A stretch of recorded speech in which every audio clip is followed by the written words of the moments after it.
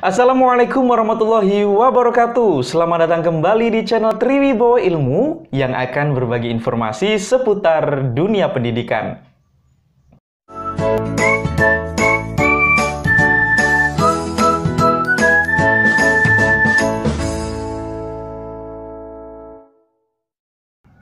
Di video sebelumnya saya sudah membahas tentang the power of dreams. Apa sih mimpi itu? Dan manfaatnya apa bagi kehidupan manusia? Di video kali ini saya ingin berbagi informasi tentang bagaimana cara membuat daftar mimpi-mimpi itu agar bisa menggerakkan kamu menuju masa depan yang lebih baik dengan daftar mimpi-mimpi itu.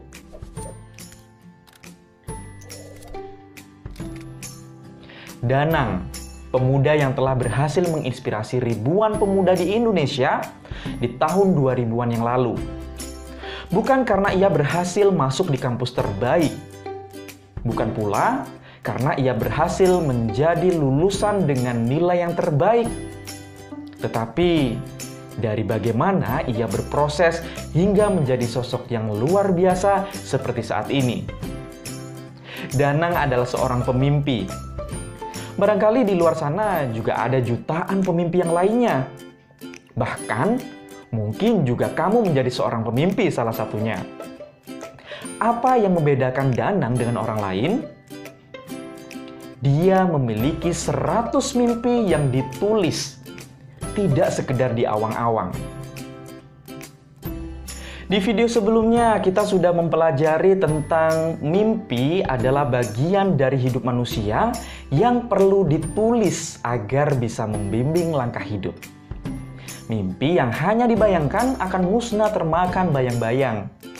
Sementara mimpi yang ditulis akan menjadi pengingat sepanjang waktu. Impian, harapan, keinginan, dan target itu adalah kata-kata positif yang harus mengiringi kehidupan kita. Semua itu beragam, antara manusia satu dengan yang lainnya tentu saja berbeda-beda. Nah, apa saja sih jenis mimpi itu? Ini penting, simak baik-baik. Ada beberapa target atau kekuatan yang harus dicapai oleh manusia. Kekuatan yang pertama adalah kekuatan spiritual atau spiritual power. Kekuatan yang kedua adalah kekuatan emosi atau emotional power. Kekuatan yang ketiga adalah kekuatan intelektual atau intellectual power. Yang keempat adalah kekuatan keuangan atau financial power. Dan yang terakhir atau yang kelima adalah kekuatan tindakan atau action power. Apa sih itu? Saya akan menjelaskannya, simak baik-baik.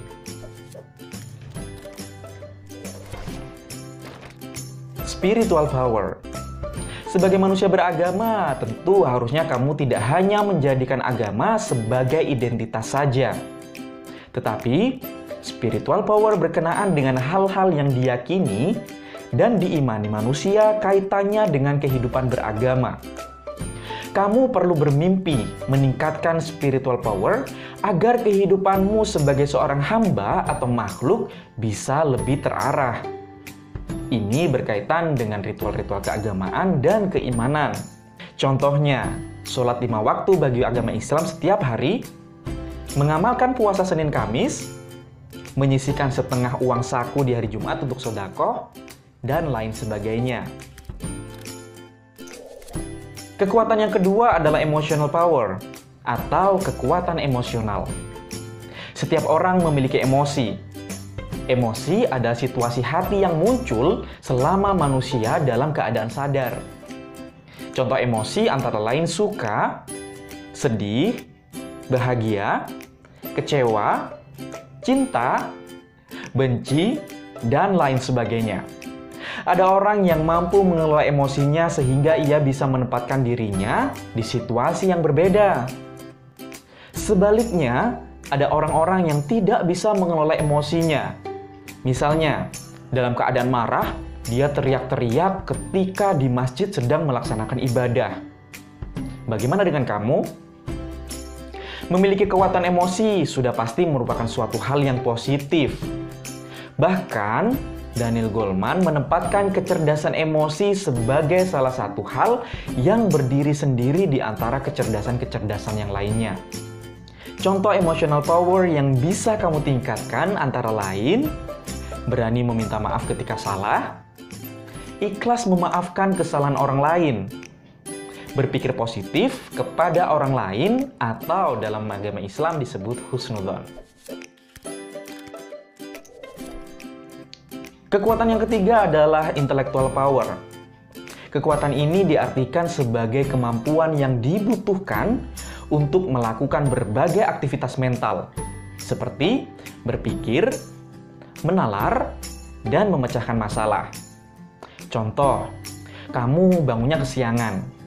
Kemudian, kamu dihadapkan pada pilihan, tetap berangkat ke sekolah meskipun dihukum, atau tidak berangkat ke sekolah, tetapi tidak mendapatkan pelajaran apa-apa. Itulah intelektualmu sedang bekerja. Contoh lain, ketika kamu memilih sekolah SMA atau SMK setelah lulus SMP, intelektualmu lah yang juga harus bekerja. Setiap orang memiliki level intelektual yang berbeda-beda. Ada yang rendah, sedang, dan tinggi. Dalam psikologi, intelektual ini dapat diukur melalui tes. Salah satunya adalah tes IQ. Sebagai pelajar, tentu saja intelektual ini menjadi aspek yang perlu diasah, yang menjadi pembeda dengan orang lain yang tidak menempuh pendidikan. Contoh target intellectual power yang bisa kamu tingkatkan antara lain, membaca buku minimal 1 buku dalam 1 bulan, membuat karya tulisan 1 minggu 1 tulisan, atau berlatih memecahkan masalah dalam pelajaran matematika. Yang keempat adalah financial power atau kekuatan keuangan. Siapa sih yang tidak butuh uang? Hampir semua orang di bumi ini membutuhkan uang agar bisa mempertahankan keberlangsungan hidupnya. Uang memang bukan segala-galanya, tetapi di era sekarang ini segala hal harus ditukar dengan uang. Katakanlah air. Di dunia ini 2/3 berupa perairan. Tetapi orang-orang juga rela kehilangan uang untuk membeli air kan? Meskipun usiamu masih sangat muda, tidak ada salahnya kalau kamu juga merencanakan keuanganmu. Perencanaan ini juga melatih kamu untuk bisa mengelola uang dengan baik. Contoh impian berupa financial power yang bisa kamu lakukan sekarang adalah menyisihkan uang saku per minggu, misalnya 15.000 saja per minggu. Membeli HP merek terbaru di akhir tahun dengan uang sendiri, membeli kado di hari ulang tahun ibu dengan hasil menabung, dan lain sebagainya. Kekuatan kelima yang bisa kamu tingkatkan yaitu action power atau kekuatan tindakan. Target terakhir yang bisa kamu tetapkan adalah memiliki kekuatan dalam tindakan. Ini aspek yang mungkin sangat mudah terlihat. Perilaku tidak hanya diketahui oleh diri sendiri saja, tetapi juga oleh orang lain. Misalnya, kamu memiliki kebiasaan terlambat. Selain kamu, orang tua dan gurumu akan tahu bahwa kamu terbiasa untuk terlambat. Kamu mudah memaki dan berkata-kata kotor. Orang lain pun juga akan tahu. Jadi, betapa pentingnya sih kekuatan perilaku ini? Mengapa seseorang bisa terlambat bangun pagi? Mengapa seseorang tidak pernah mengumpulkan tugas? Mengapa seseorang menjadi target atau langganan kemarahan guru? Tidak lain adalah perilakunya dong. Banyak orang yang sudah mengetahui kekurangan perilakunya, tetapi tak banyak orang yang mau berubah. Inilah saatnya kamu benar-benar mengalihkan perilaku tidak efektifmu itu menjadi perilaku yang positif dan menguntungkan. Contoh target atau impian dalam action power antara lain, tidur paling lambat jam 11 malam, bangun tepat 4:30 pagi, mengumpat atau berkata kotor sehari ya hanya boleh 3 kali lah, dan mengambil sampah yang berserakan di sekolah. Itu adalah contoh-contoh dari perilaku yang positif yang bisa kamu lakukan agar kualitas hidupmu menjadi lebih baik. Nah, bagaimana? Sejauh ini kamu memahami kan kelima target mimpi tersebut? Sudahkah kamu memahaminya? Kalau belum, kamu bisa tanyakan di kolom komentar ya. Sekarang kita akan berlatih bagaimana cara membuat sebuah target plan. Target plan adalah sebuah daftar rencana yang ingin dicapai seseorang. Tujuan dari target plan ini adalah menjadi pedoman seseorang dalam mencapai apa-apa yang diinginkannya. Sebelum menulis, ingat hal ini. Yang pertama, pahami dulu perbedaan kelima target tersebut. Jika kurang paham, kamu bisa menanyakan kepada guru B kamu atau tanyakan di kolom komentar ya. Kedua, target adalah sesuatu yang kamu inginkan. Jadi, tuliskan sesuatu yang mungkin saja, jangan memaksakan dirimu. Ketiga, sebelum menulis target-target planmu, buat rancangannya terlebih dahulu di kertas yang biasa saja. 4. Tuliskan rencana yang benar-benar kamu inginkan, jangan mengada-ngada. Dan yang kelima adalah rencana yang kamu tulis nantinya harus benar-benar kamu laksanakan, bukan sekedar menulis hal yang sia-sia. Dan terakhir, tulis masing-masing aspek minimal 3 rencana. Tapi kalau kamu menulis 3 rencana, lebih dari 3 rencana, itu sangat dianjurkan. Buat target planmu itu sebaik dan semenarik mungkin. Kemudian, tempelkan di dinding kamarmu agar menjadi penyemangat dalam hidupmu. Gagal merencanakan sama dengan merencanakan kegagalan. Masih bingung bagaimana bentuk target plan itu? Coba simak, ini ada beberapa contoh target plan yang sudah dibuat oleh murid-murid saya.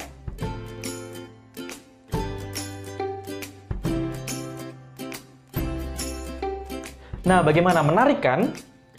Kamu juga bisa membuat target plan itu sebaik dan semenarik itu. Kalau kamu bisa mampu membuat target itu menjadi sesuatu yang menarik, saya yakin bahwa kamu mampu melampauinya. Dan saya berharap suatu saat nanti kamu bertemu dengan saya, kemudian bercerita bahwa kamu sudah mampu melampaui target-target itu yang kamu tulis pada hari ini. Nah, itu tadi adalah materi target plan yang bisa kita diskusikan hari ini. Semoga informasi yang sedikit ini bisa memberikan manfaat yang baik bagi kehidupanmu di masa yang akan datang. Tapi jangan lupa, sekali lagi, klik tombol like, subscribe, dan bagikan video ini sebanyak-banyaknya kepada temanmu agar mereka juga bisa mendapatkan manfaat dari target plan ini. Sampai jumpa di video berikutnya. Saya akhiri, assalamualaikum warahmatullahi wabarakatuh.